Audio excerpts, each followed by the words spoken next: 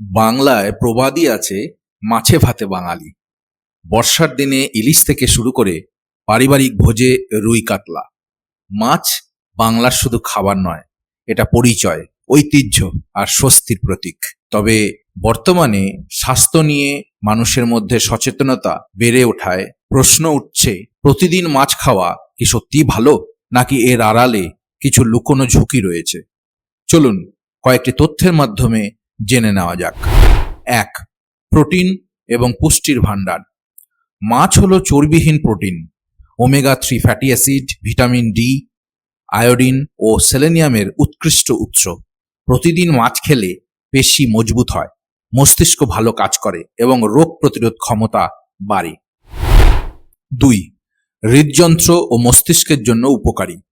ইলিশ, মাগুর, স্যামন বা মাকেরেলের মতো তেলযুক্ত মাছের মধ্যে থাকা ওমেগা 3 ফ্যাটি অ্যাসিড খারাপ কোলেস্টেরল কমায়, রক্তচাপ নিয়ন্ত্রণে আনে এবং হৃদযন্ত্রকে সুরক্ষা দেয়। এগুলি স্মৃতিশক্তি বাড়ায় এবং বার্ধক্যে মস্তিষ্কের ক্ষয় রোধে সাহায্য করে।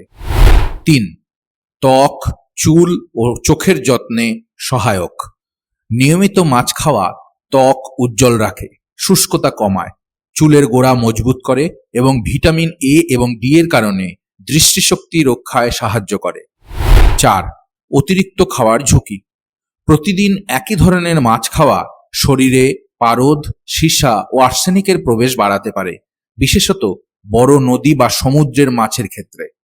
অতিরিক্ত ভাজা মাছ বা তেলে চোবানো রান্না খেলে স্থূলতা, উচ্চ কোলেস্টেরল এবং অম্লত্ব বাড়তে পারে। 5. অর্থনৈতিক এবং সাস্টেনেবিলিটি প্রশ্ন। প্রতিদিন ইলিশের মতো দামি মাছ খাওয়া সবার পক্ষে সম্ভব নয় এবং পরিবেশের পক্ষেও সাস্টেনেবল নয়। বাংলার নদীগুলোতে অতিরিক্ত মাছ ধরা ইতিমধ্যেই সংকট তৈরি করেছে, যা আগামী প্রজন্মের জন্য উদ্বেগের কারণ হতে পারে। বাঙালির কাছে মাছ ছাড়া জীবন প্রায় অকল্পনীয় এবং সুখবর হলো, নিয়মিত মাছ খাওয়া বেশিরভাগ ক্ষেত্রেই স্বাস্থ্যকর এবং উপকারী। তবে এখানে দরকার সংযম আর বৈচিত্র্য। ছোট নদীর মাছ, সমুদ্রের মাছ আর মাঝে মাঝে তেলযুক্ত মাছ খাওয়ার ভারসাম্য রাখতে হবে এবং অতিরিক্ত ভাজা মাছ খাওয়া এড়াতে হবে। এভাবেই আমরা বাঙালির ঐতিহ্যের স্বাদ উপভোগ করতে পারবো, আবার রক্ষা করতে পারবো স্বাস্থ্য এবং পরিবেশ দুটোকেই।